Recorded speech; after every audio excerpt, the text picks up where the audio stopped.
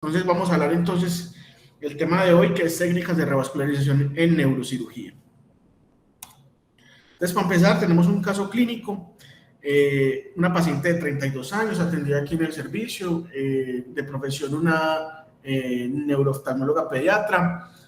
Como antecedentes tenía un aneurisma de arteria cerebral media derecha que se manejó con terapia endovascular, Stenmas Coils, ¿sí? Y la paciente había, digamos que consultó, a ella le habían diagnosticado ya una enfermedad de Moyamoya previamente cuando le diagnosticaron el aneurisma, estaba en seguimiento, pero la paciente fue a consulta por episodios de cefalea y aparte de eso, como por algunos episodios de olvido de palabras y alguna dificultad en la comunicación de forma ocasional. Tenía esta arteriografía que reportaba del lado izquierdo una estenosis carotidia y de la porción A1 y M1 de la parte más proximal mayor del 75%, y de la parte derecha también tenía una estenosis más o menos del 65-70%. Ella le habían hecho un PET, pero lastimosamente no tengo aquí las imágenes, en donde se mostraba una disminución del flujo de forma bilateral, pero principalmente en el lado izquierdo.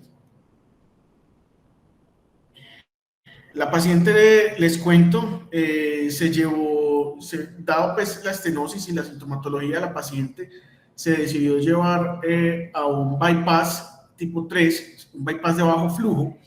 Esa tomografía de control, digamos una tomografía satisfactoria, pero ahorita ella nuevamente reconsultó y ahorita vamos a ver qué fue lo que pasó con la paciente y cómo fue el manejo de ella. Muy bien, entonces para empezar, tenemos que las técnicas de revascularización o bypass fueron introducidas por Yazar Hill en 1967. El objetivo de este tipo de cirugías es aumentar el flujo sanguíneo en un área específica, ya sea aumentarlo o reemplazarlo, como lo vamos a ver más adelante.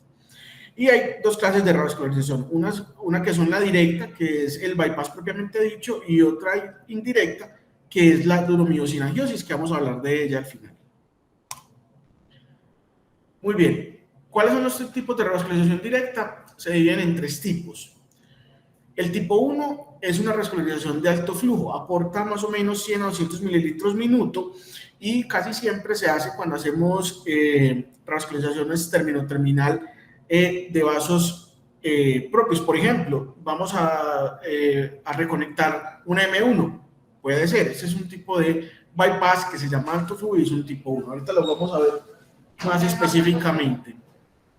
El tipo 2 es un bypass de flujo intermedio, aporta más o menos 60 a 100 mililitros minuto, ¿sí? Y la mayoría se logra por medio de una conexión entre la carótida externa, ¿sí? Y una rama de M2. Y el bypass tipo 3 o la revascularización tipo 3 es la revascularización de bajo flujo, que aporta más o menos 20 a 70 mililitros minutos y normalmente es una conexión entre la temporal superficial y una rama de M3 o M4. Entonces, digamos que los dos tipos de bypass tienen dos indicaciones grandes. Los tipo 1 y los tipo 2, que son bypass de alto flujo o de flujo medio, casi siempre son usados en pacientes que tienen aneurismas gigantes, ¿sí? Fusiformes o dolicoectasias, que hay que hacer un reemplazo de la circulación cerebral. Mientras que los bypass tipo 3 se utilizan para aumentar el flujo cerebral, principalmente en los casos en los cuales hay una isquemia crónica de los pacientes, sea por aterosclerosis o sea por enfermedad de Moyamoya. Muy bien, entonces vamos a empezar primero con los tipos de bypass de alto flujo. Vamos a empezar con el bypass tipo 2. Entonces, tiene como objetivo generar un reemplazo del flujo cerebral, o a veces también aumentar el flujo dependiendo de la patología que estemos tratando. Puede ser de circulación de carótida externa a interna, ¿sí? Tipo 2, o de carótida interna a carótida interna, tipo 1.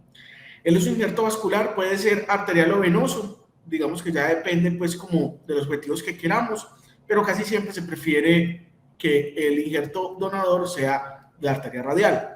Y es usado principalmente en aneurismas gigantes, fusiformes y condolecectasia, tumores de base de cráneo y aneurismas disecantes postraumáticos.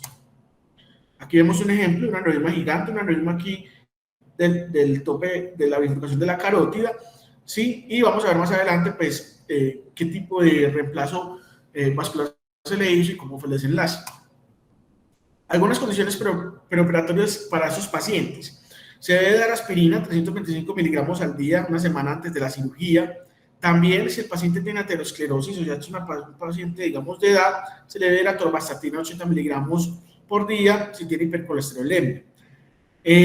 Muy importante el tema de la relajación cerebral, comunicarse bien con el anestesiólogo para que él nos pueda, durante la cirugía, administrar manitol, dexametasona, y también es importante para esos pacientes ponerles un tren lumbar previa cirugía para evitar hacer mucha retracción y tener un cerebro más relajado.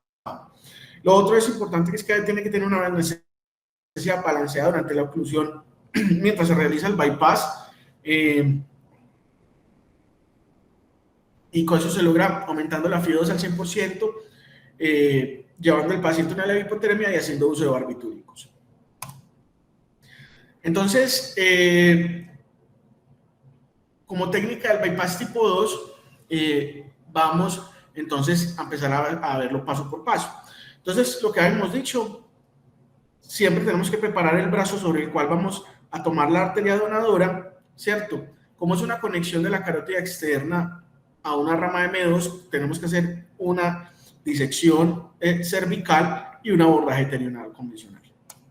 Entonces, lo primero, con ayuda de un cirujano vascular, sacamos la arteria donadora. El largo es más o menos unos 15 centímetros y la dejamos pues como lista previo pues a empezar la cirugía a nivel del cuello y a nivel y antes de hacer el abordaje terional.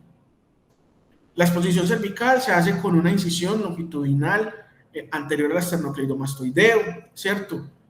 Abrimos, identificamos el esternocleidomastoideo, nos metemos medial va a estar el paquete neurovascular y abrimos el paquete neurovascular, nos vamos a encontrar primero la yugular interna, ¿sí? Y la vena facial. Ligamos y cortamos la vena facial y ahí va a estar ya la carótida con su bifurcación. Esa es la vena facial, esa es la que debemos ligar para que no nos estorbe durante el procedimiento como tal.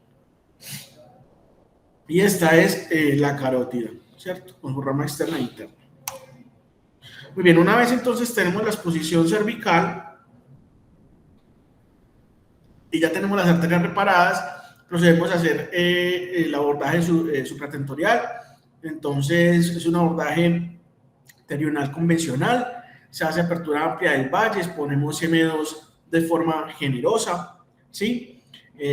No olvidar las medidas anestésicas de relajación. Y importante administrar de forma intravenosa heparina 2.000 a 3.000 unidades, ¿sí? Cuando vamos a hacer ya el clipaje de esa arteria, pues si la vamos a separar para empezar a hacer la arteriotomía. Tiempo de clipaje para esa cirugía debe ser alrededor de 30 a 40 minutos. Porque un tiempo mayor a pues ya nos puede generar un alto riesgo de isquemia. Y ese es el tiempo que se tiene para realizar la cirugía. Muy bien, entonces una vez ya tenemos reparada la arteria y hicimos el clipaje, procedemos a hacer la arteriotomía, siempre con un medio de contraste físico por debajo de la arteria. Sí, y lo que tenemos que tener en cuenta es que para hacer la arteriotomía de la arteria donadora, digamos que el margen o el extremo distal de la arteria donadora tiene que tener una amplitud 2 a 3 veces el diámetro de la arteria recipiente, y eso se logra, digamos, haciendo una apertura en boca de pescado de la arteria donadora. Inicialmente se hacen 2 puntos de anclaje con una sutura, un nylon 8 o 9 ceros, ¿sí? Y después se empieza a hacer una sutura continua desde los bordes, empezando por el borde que está oculto o más difícil y luego finalizando por el borde externo. Y antes de terminar, antes de cerrar el último punto, recomiendan hacer una aplicación de salino heparinizado por dentro del injerto y de la arteria. Aquí vemos una foto de un bypass tipo 2, ¿cierto? Muy bien. Una vez entonces logramos realizar el bypass, tenemos que hacer una tunelización de la arteria donadora, ¿sí?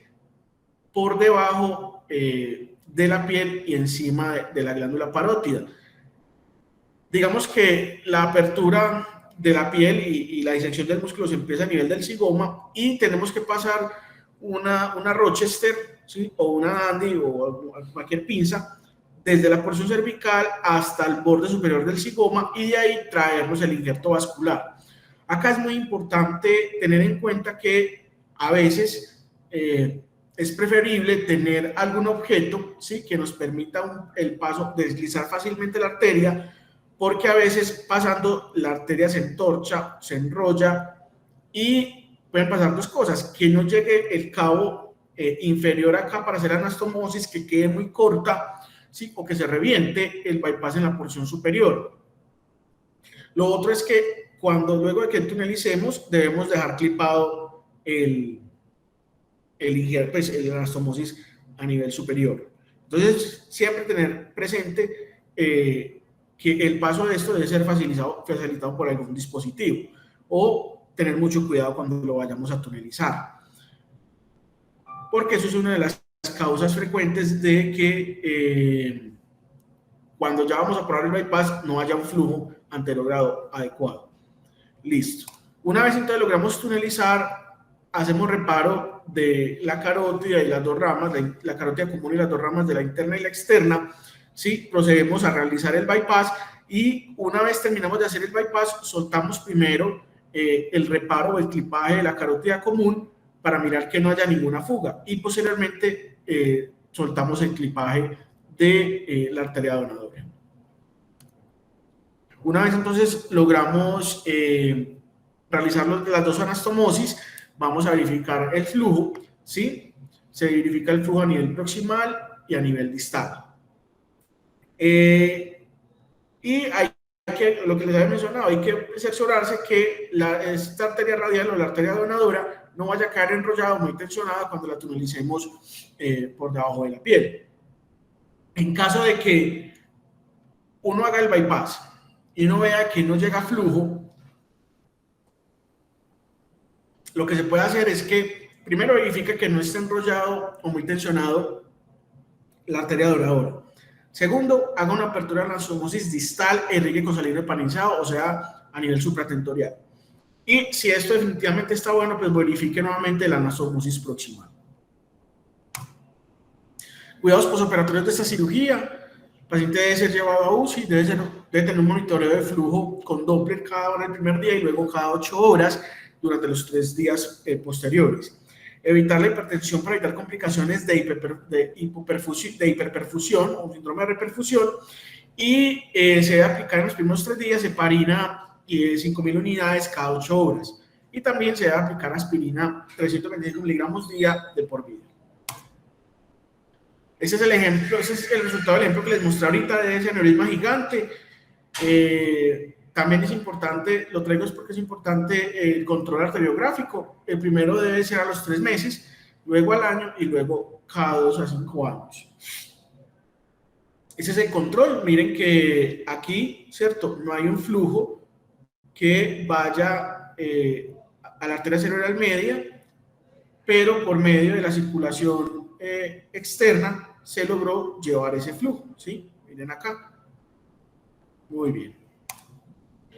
Ahora vamos a hablar del bypass tipo 1.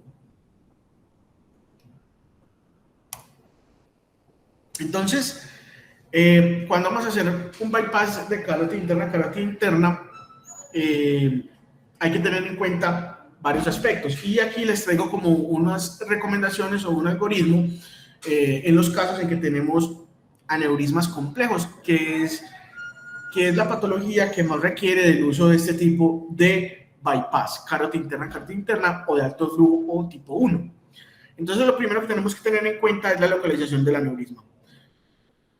Hay que preguntarnos, ¿el aneurisma está antes de la bifurcación de la arteria cerebral media, está en la bifurcación o está después de la bifurcación? Si está antes de la bifurcación de la arteria cerebral media, o sea, es decir, está en M1 o en la bifurcación de la carótida, lo primero que tenemos que preguntarnos es si del aneurisma ahí salen algunas arterias perforantes que irriguen los ganglios de la base. Si la respuesta es sí, entonces ese aneurisma no se puede extraer. Es decir, estamos en un aneurisma gigante, trombosado, ¿cierto? Uno quisiera cliparlo y sacarlo completo y hacer una reanastomosis, pero como tiene arterias perforantes, no se puede sacar porque dejaríamos al paciente sin irrigación para los ganglios de la base y pues eso sería muy deleterio para el paciente. Entonces, en ese caso, lo que se hace es que uno clipa el aneurisma a los dos extremos, lo deja sin flujo, pero deja el aneurisma ahí metido. Y lo que hace es que hace un bypass tipo 2, hace una conexión de la carótida externa a una rama de M2. Ahora, si no hay compromiso de arterias perforantes, uno sí puede hacer directamente un clipaje del aneurisma y hacer una resección del mismo, como sacando un tumor, y hacer una anastomosis término-terminal o un bypass tipo 1, que es conectar el cabito de la M1 que quedó sobrando, que quedó aquí proximal, con el cabo de M1 que está distal. Se puede usar un injerto, se puede hacer una anastomosis término-terminal, si da. Esto es un ejemplo, un paciente con aneurisma acá en la porción de M1. Miren que es un aneurisma gigante. Lo que hizo fue, como no tenía compromiso de perforantes, lo que se hizo, miren, el aneurisma acá, gigantesco, trombosado, lo que se hizo fue hacer una resección y una anastomosis término-terminal del vaso como tal, como lo vemos acá, y miren cómo se restableció el flujo normal. El otro escenario es el paciente que tiene un aneurisma a nivel de la bifurcación de la arteria cerebral media. En este caso no nos preguntamos si tiene perforantes o no, sino que nos preguntamos si es un aneurisma que está roto o no está roto. Muy bien.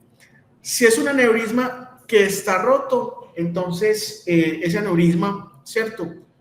Se debe bloquear el flujo tanto proximal como distal de las ramas de M2, ¿sí? Para evitar pues que siga generando el sangrado. Y lo que vamos a hacer es una anastomosis o dos anastomosis, que se llama un bypass combinado, y es llevar irrigación tanto a la rama superior como a la rama inferior de M2.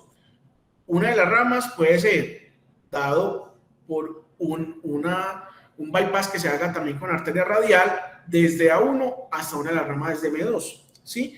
Y otro bypass que se haga desde esta rama de M2 que recibe el flujo de la A1 y se conecta a la otra rama. Es un bypass altamente complejo, pero digamos que es la solución a este caso, porque hay que cliparlo proximal y clipar las dos ramas distales. Si el aneurisma no está roto, entonces solamente podemos hacer un clipaje proximal y dejar las dos ramas libres y hacer una técnica de aumentación de flujo por medio de un bypass tipo 2 que viene de la carótida externa, ¿sí? Dependiendo de qué tanto flujo uno requiera, puede hacer el bypass a M2 o a M3.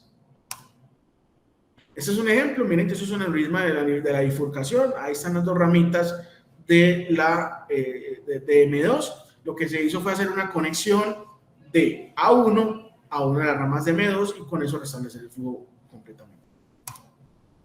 Y el otro escenario es los pacientes que tienen aneurismas postbifurcación.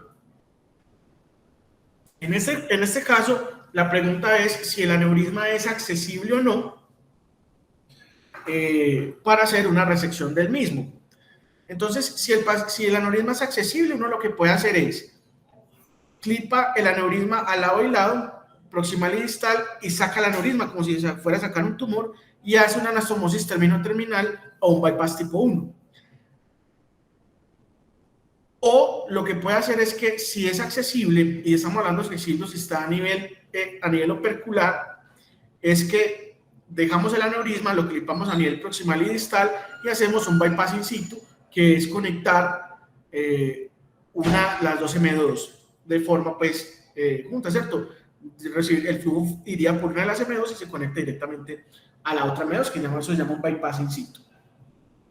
Ahora, si el aneurisma es insular, está muy escondido, es grande, es difícil, lo que podemos hacer es un clipaje proximal de una de las M2 que esté llegando al aneurisma y a esa M2 se le hace un reemplazo de flujo, ¿cierto?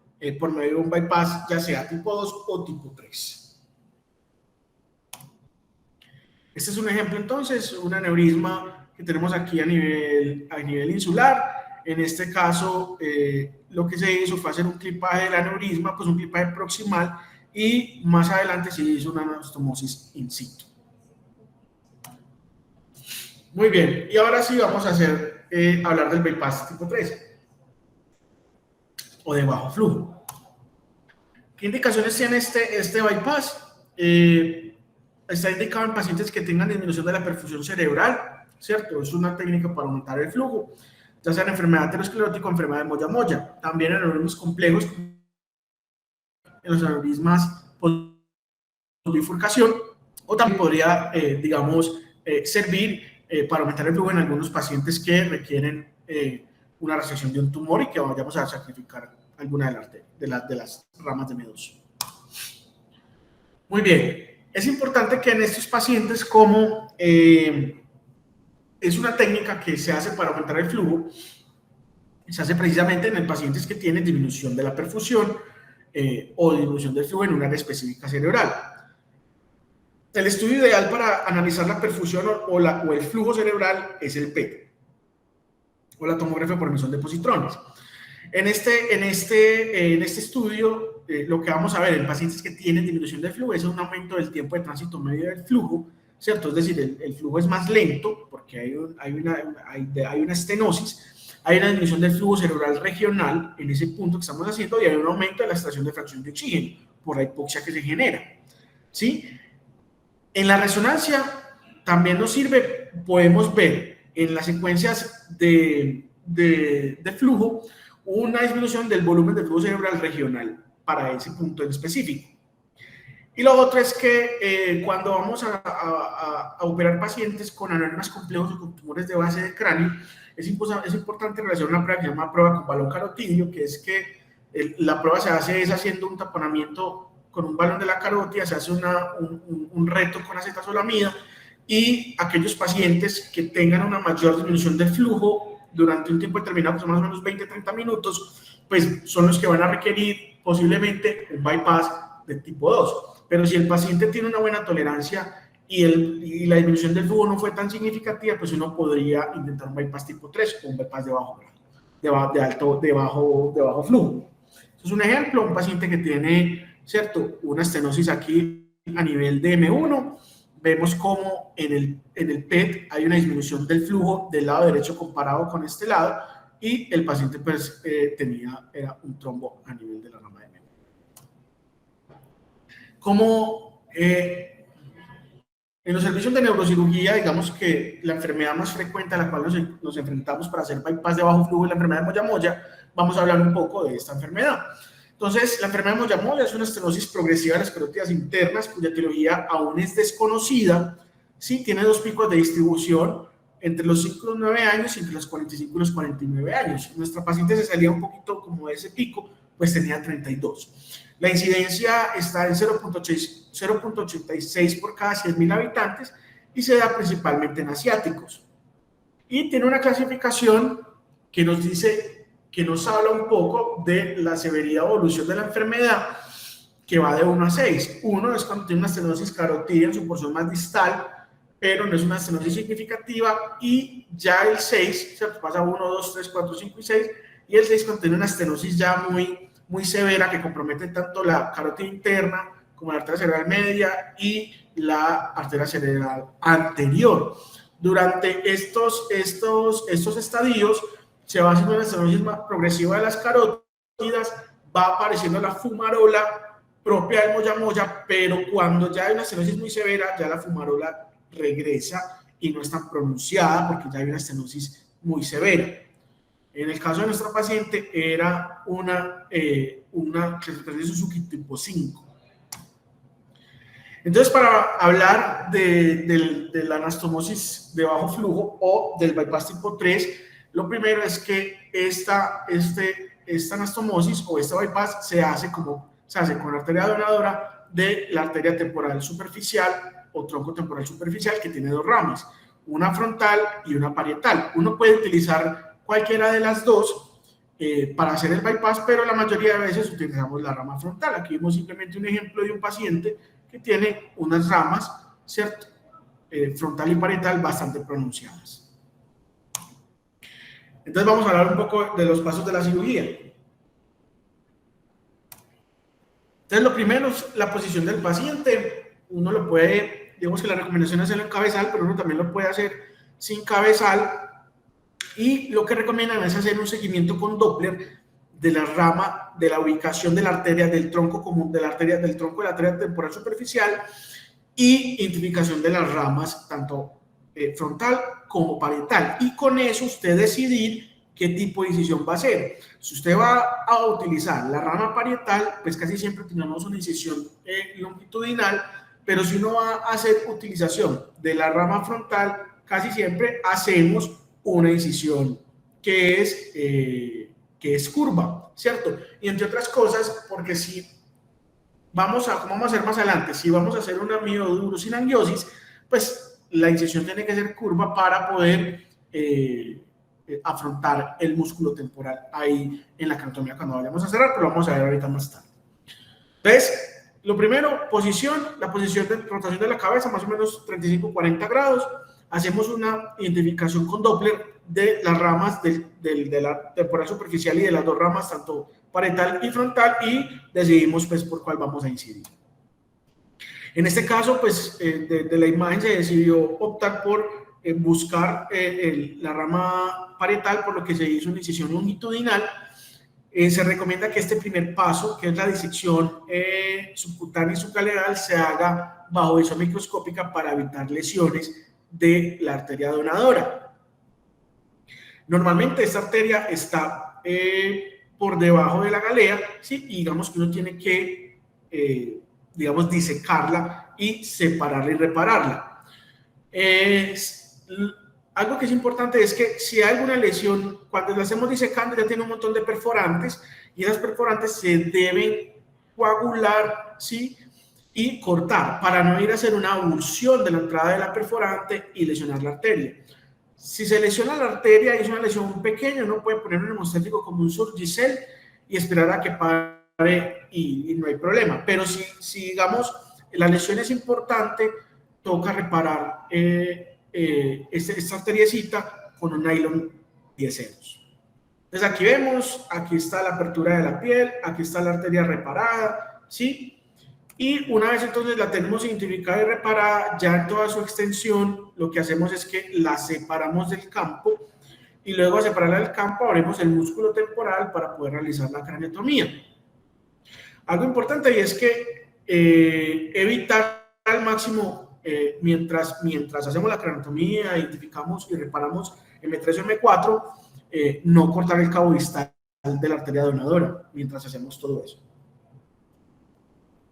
por el riesgo de que ella se enrede, se entorche, se lesione, el ayudante, la instrumentadora, por algún error, la esconda o la lesione, con el aspirador no la llevemos, bueno, muchas cosas. Lo mejor es como ponerla en una camisita de algún material y repararla y separarla.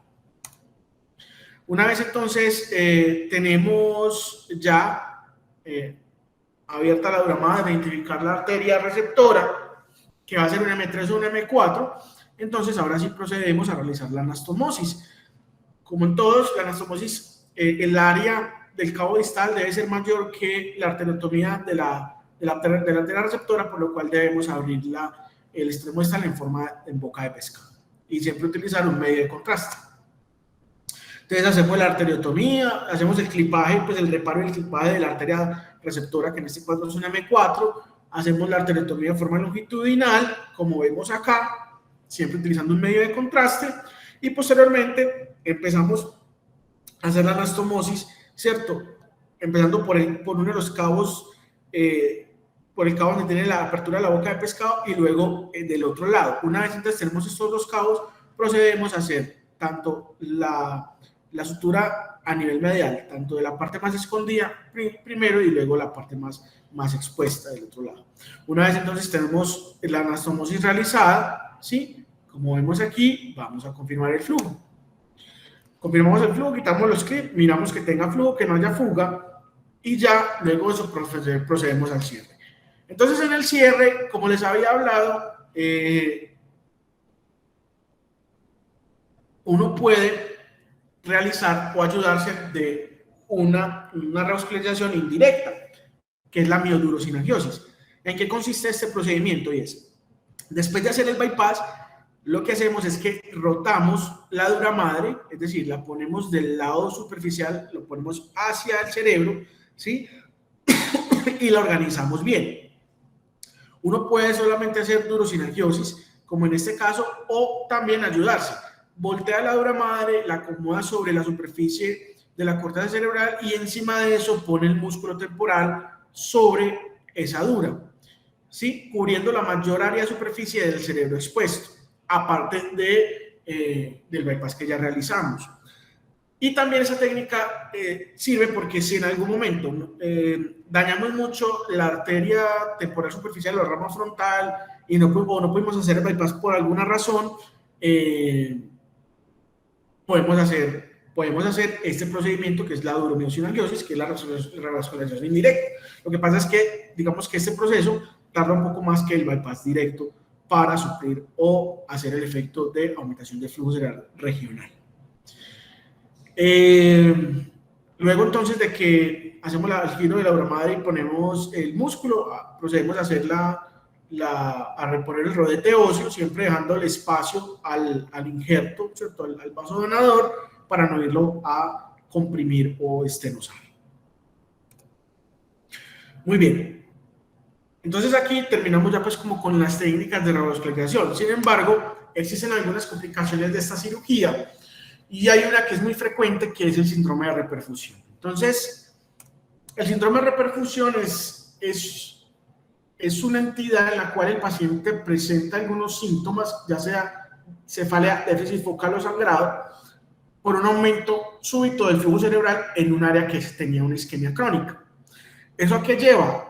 A que haya una desregulación autonómica de los vasos, ¿sí? Y que haya liberación de radicales libres de oxígeno y ruptura de neoangiogénesis. Eso lleva a que el paciente en esa zona presente un edema cerebral y tenga microsangrados o un sangrado importante, intraparenquimatoso o subaracnoideo. La incidencia de este síndrome es alta, está entre un 21 y 27% de los pacientes que son llevados a reperfusión, y hay muchos que en la resonancia se ve edema, asisten asintomáticos, y esos hallazgos de reperfusión imaginológico solamente pueden alcanzar hasta un 50% de los pacientes que son llevados a este tipo de técnicas. Clínicamente, esos pacientes se presentan con un déficit focal neurológico, el cual normalmente es autolimitado transitorio, puede ser una afasia, puede ser una disfasia, puede ser una hemiparesia, ¿sí? O pueden debutar con un sangrado intracerebral o subaracnoideo, que muchas veces son pequeños, autolimitados, pero hay otras ocasiones en las cuales requieren una reintervención. Y hay una entidad que, digamos, es poco frecuente, pero que es reportado, que se llama la diasquisis cerebelosa cruzada. ¿Y qué es eso? Es una pérdida temporal de la función del cerebelo del lado contrario al cual hicimos la anastomosis supratentorial, y se explica porque hay una conexión entre esa porción supratentorial y el cerebelo por medio del tracto córtico-pontocerebeloso.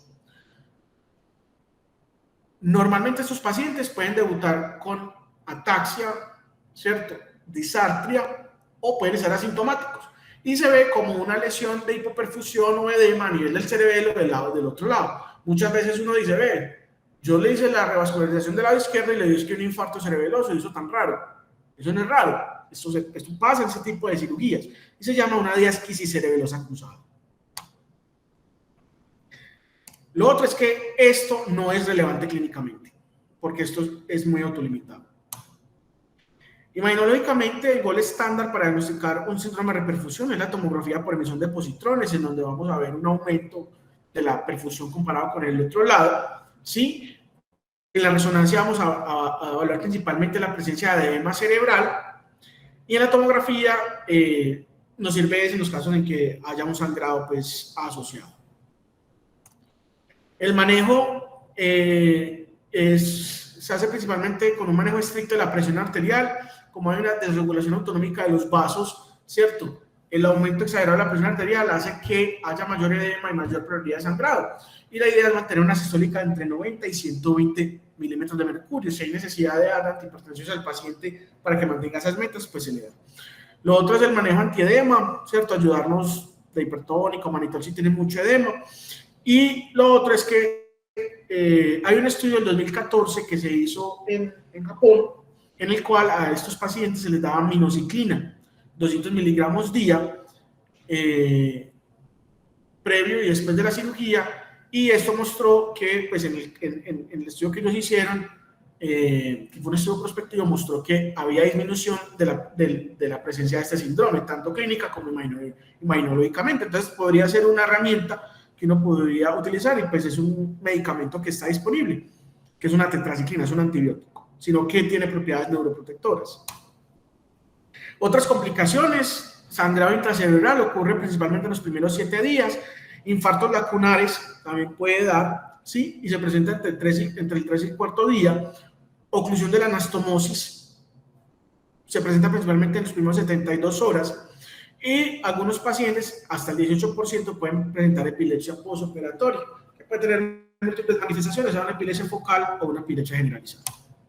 Entonces, como conclusiones de este seminario, tenemos que el bypass cerebral sigue siendo una técnica de suma importancia, ya sea como un método de reemplazo de flujo en los pacientes que tienen aneurismas y tumores complejos, o como un método de aumento de flujo en los pacientes que tienen isquemias crónicas, ya sea por enfermedad aterosclerótica o por enfermedad de Moya-Moya.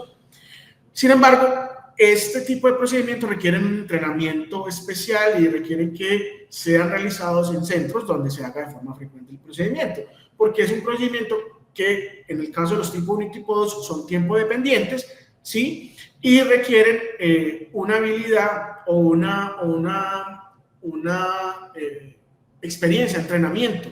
Se dice que para uno, digamos, no perder pues como el entrenamiento y la capacidad manual y el manejar esas estructuras tan pequeñas, uno debería entrenarse por lo menos en simulación con piernas de pollo o con placentas cada 6 meses para no perderlo. Entonces, aparte de tener entrenamiento, pues la idea es tener un flujo de pacientes considerable, que usted haga pues por lo menos, no sé, 4 o 5 casos al año, para que usted tenga un entrenamiento continuo y pues tenga experticia, porque este tipo de procedimientos pues en manos inexpertas no da tan buenos resultados como si son realizados por personas que tengan una casuística importante con este tipo de enfermedades, de procedimientos directos. Entonces les cuento, la paciente se operó, le hicimos el bypass, le hicimos miodurosinangiosis, es decir, hicimos la anastomosis con la temporal superficial AM4, le volteamos la dura madre, le pusimos el músculo temporal, cubrimos toda la superficie de la corteza con esos 2 elementos, la cerramos en el postoperatorio muy bien, ella se fue a los 2 días y después reingresó como al 5.º día porque está como con una fase ahí como nominal, ¿cierto? Se le olvidaban las cosas. Entonces, le hicimos una resonancia en donde en la secuencia de perfusión realmente no mostraba una gran diferencia con el otro lado. Sin embargo, aquí miren que aquí hay como una hiperintensidad en el FLAIR a nivel cerebeloso del lado derecho,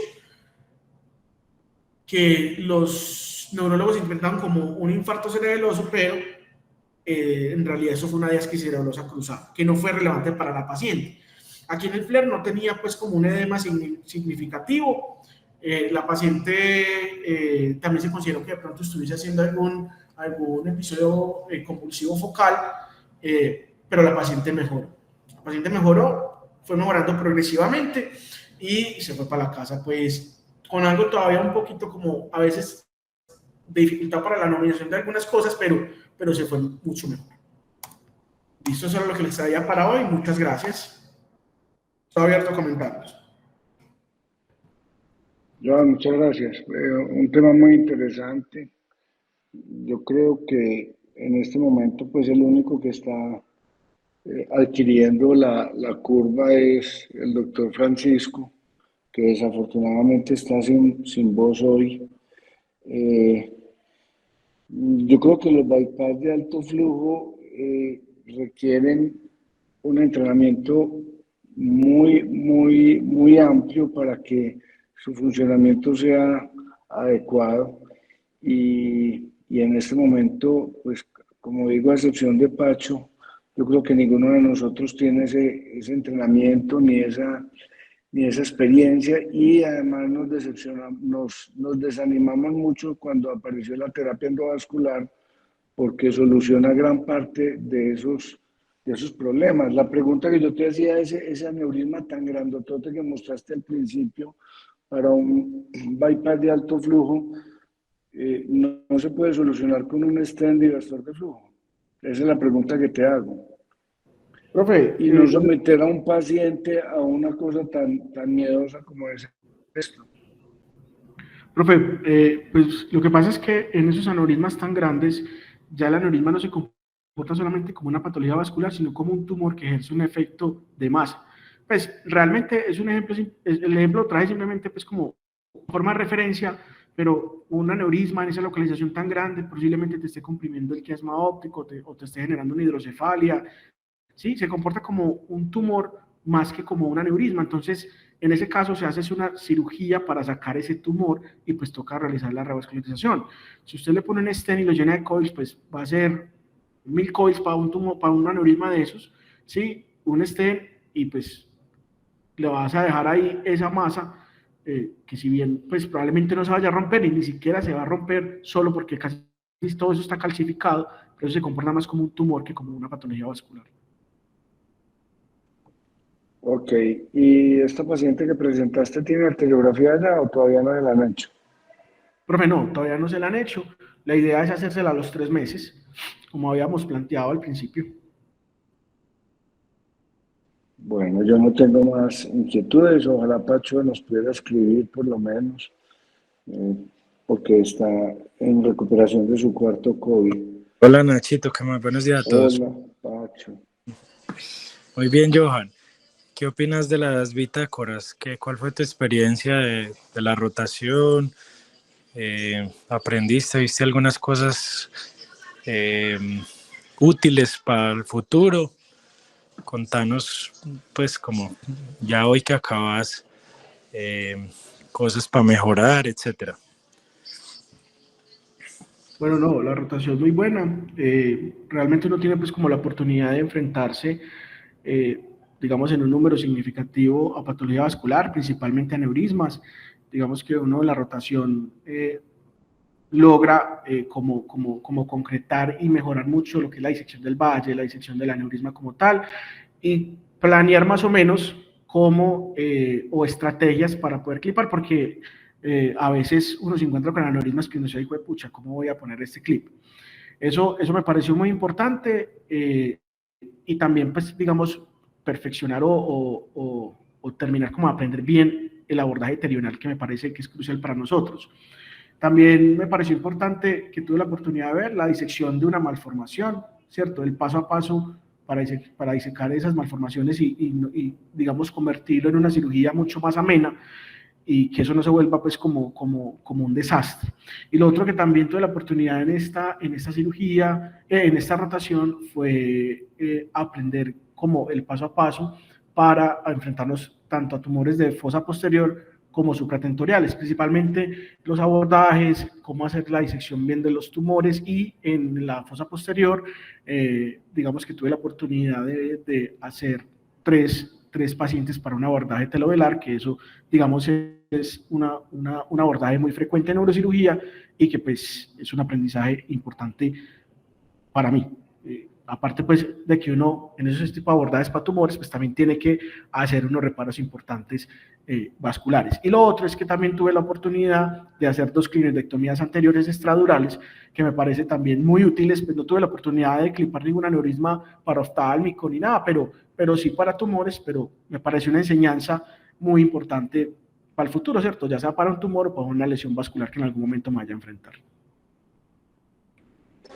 Muy bien, Johan. Bueno, yo creo que vimos cosas muy interesantes y que te quedan conceptos como muy claros. Toda cirugía tiene su componente vascular y en la medida que uno sepa manejarlo, las cirugías van a ser más rápidas, más amenas y con mejores resultados. Entonces, la cirugía vascular no es solo para aneurismas, malformaciones, cavernomas, sino que es una cirugía para cualquier procedimiento neuroquirúrgico. O sea, hay que siempre, cualquier tumor va a tener sus vasos, incluso hasta la columna. Es importante tener muy en cuenta la vasculatura. Entonces, ese es como el objetivo, ¿cierto? Que se aprenda a manejar todo, en cualquier cirugía, en cualquier neurocirugía, todo lo vascular, desde la arteria temporal superficial en el abordaje, el sistema venoso, ¿cierto? No perderle el respeto al sistema venoso, que sabes, pues, que ahora sabes que es muy importante. Bueno, muchas gracias a todos y estuvo muy buena la charla y yo creo que tu rotación fue muy buena, excelente actitud.